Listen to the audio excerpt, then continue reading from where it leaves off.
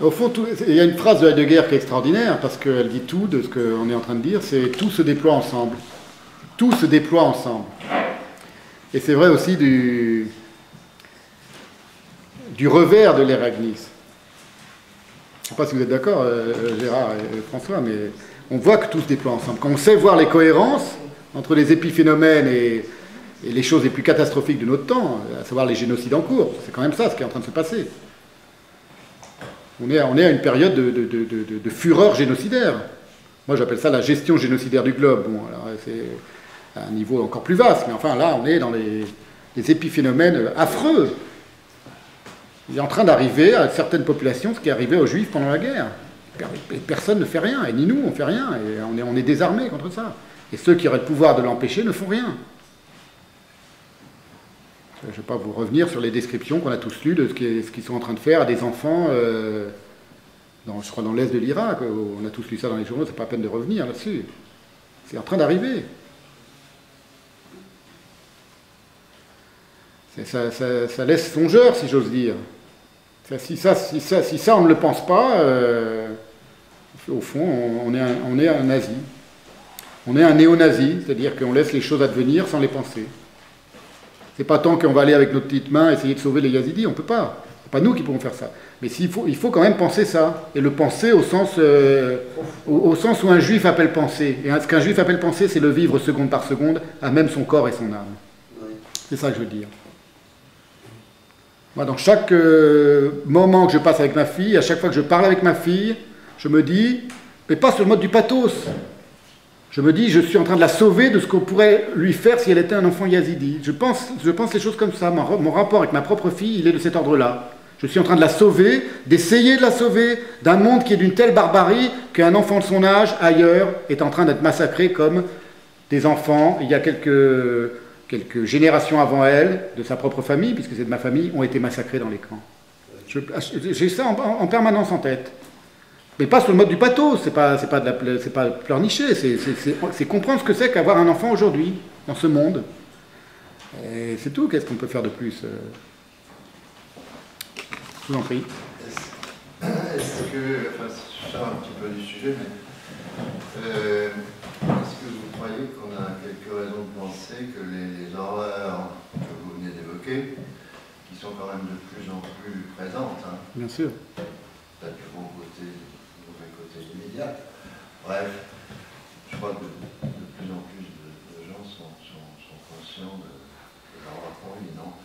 Est-ce que, selon vous, on peut en espérer que l'ensorcellement approche de sa fin? Malheureusement, c'est l'ensorcellement qui produit tout ça. L'ensorcellement au sens où il le dit. C'est-à-dire quelque chose qui vient de très loin, qui est une manière de voir le monde et de parler le monde qui a des siècles derrière elle, qui n'est pas propre à l'islam. Uniquement, l'islam a partie liée, a partie prise et est responsable de ça, cette manière de concevoir l'islam, mais ce n'est pas propre à l'islam. Les nazis, ce n'est pas des musulmans. Et les cow-boys, le génocide des Indiens, il n'a pas été fait par des musulmans. Mais les musulmans sont aussi génocidaires, ils ont aussi, ces musulmans-là, et la manière dont l'islam s'est déployé dans le monde, elle a des responsabilités génocidaires aussi, comme le christianisme. On n'y peut rien, c'est comme ça, c'est historique. Maintenant, et si on ne pense pas tout ça ensemble, et qu'on prend parti d'une manière ou d'une autre, on ne pense pas. C'est une des leçons de Heidegger, c'est que soit on pense tout, soit on ne pense rien.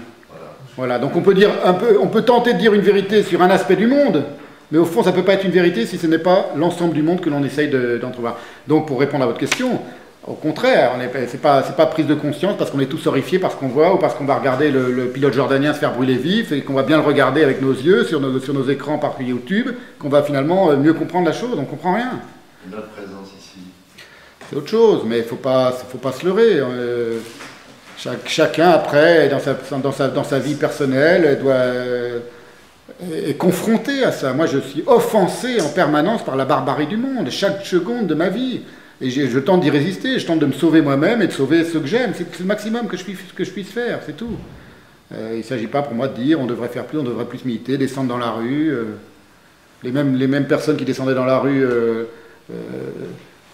hurlante contre le fait qu'on voyait des enfants palestiniens déchiquetés par les bombes des avions israéliennes pendant toute l'été, sont plus nulle part. Les enfants continuent d'être déchiquetés partout dans le monde. Et ça n'a pas commencé avec la guerre de Gaza, ça n'a pas terminé, ça fait longtemps que c'est... Nul ne ment autant qu'un homme indigné. Autre grande phrase de Nietzsche. Nul ne ment autant qu'un homme indigné. Voilà. Donc l'indignation, c'est déjà un mensonge. Et qu'est-ce qu'il faut faire? On n'a pas de réponse. C'est dramatique. La Terre, la planète elle-même est en train de crever. On le sait aussi. C'est encore un autre problème, l'écologie. On est à une période du monde... comment dire, où on est confronté à la malignité extrême de l'être, pour le dire comme Heidegger, et c'est pas facile à penser, pas facile à confronter. Je me rappelle que là, au croix de danger, Francis Piso.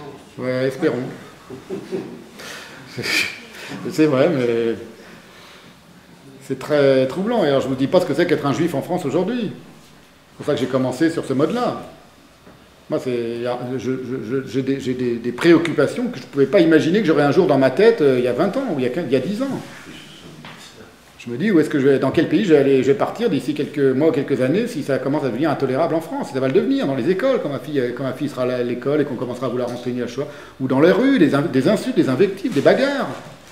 Moi, si j'entends un mec me sortir une parole antisémite, je suis persuadé que j'en viendrai à me battre. Et alors, comme je sais très bien me battre, en plus, le mec, je peux lui faire très mal, et donc c'est moi qui peux me retrouver en prison. Vous imaginez le problème? Et puis après, ça va devenir, quand vous devez vous battre une fois, deux fois, trois fois, 10 fois. Il y a une phrase de Kafka, qui a connu ce genre de choses, qui dit comment ne pas vouloir, pour expliquer pourquoi il était sioniste, il parlait des juifs qui voulaient quitter la Tchéquie, la Tchécoslovaquie, il disait comment ne pas vouloir partir d'un pays où on vous traite comme des cafards. Où chaque jour, on est traité comme un cafard. L'auteur de la Métamorphose. C'est des expériences qu'on croyait être celles de nos grands-parents et de nos enfants, et de nos parents, pardon. La confrontation à l'antisémitisme le plus bête, le plus bestial, le plus imbécile. Et on lit aujourd'hui, nous, on en est épargnés parce qu'on est entre gens de bonne compagnie toute la journée, heureusement. Et quand vous apprenez, que vous apercevez que c'est déferlant en France, déferlant, et que les Dieudonné, les Soral ont des milliers, des centaines de milliers de gens qui ricanent lorsqu'il fait un jeu de mots sur Shoah et ananas. Putain, les bras nous en tombent, là, on se dit, on est vraiment en minorité. Pas les juifs, des gens qui sont pas dans l'abjection la plus totale. Qu'est-ce qu'on fait? Là, on se barre, quand on doit se barrer, on se barre. Hein. C'est tout, mais c'est pas drôle, c'est pas... Moi, à 50 ans, je suis en train de réenvisager ma vie comme si j'étais mon grand-père, mes grands-parents fuyant la Pologne dans les années 20, vous voyez? À cause de l'antisémitisme, déjà. Ça n'a rien de drôle. Et est-ce que ça va se calmer? Non. Et est-ce que ça va s'apaiser? Non. C'est que le début. Ça ne s'apaise jamais. Les Juifs le savent depuis très longtemps. Ils ont l'expérience de ça. Et quand on comprend un peu ce que sont les temps modernes, on sait que ça peut aller que vers le pire. La Weltzauberung succède la Verzauberung. Facebook, Twitter, ce sont que des épiphénomènes. Tout est lié. Et c'est rien, ça. D'ailleurs, ne serait-ce que pour donner une illustration tout à fait simple à comprendre, l'État islamique n'a autant de succès, en grande partie, que parce qu'il est extraordinairement techniquement organisé. Ils ont un art de la propagande faramineux, sur Facebook, sur YouTube, qui rend muet d'admiration leurs pires ennemis, enfin leurs ennemis, les journalistes qui les commandent, les mecs, ils sont tous fascinés par la qualité des vidéos des mecs qui décapitent. Ça les fait bander, ça les fait jouir. On les voit dans les débats imbéciles sur les plateaux télé. Là, on est dans quelque chose on est vraiment dans une mutation de ce qu'est l'être humain qui a commencé en amont, bien avant le nazisme. Mais quand on avance cette idée-là, on vous regarde avec des grands yeux. Pourquoi? Vous le savez tout ça, je ne vous apprends rien. Hein. Ah, c'est l'ignorance. L'ignorance, c'est l'absence de pensée. Et il n'y a pas besoin d'être une pensée profonde. Ah, on vous regarde, oui, pas moi. Oui, quand vous dites ça des gens, oui, bah oui, bien sûr.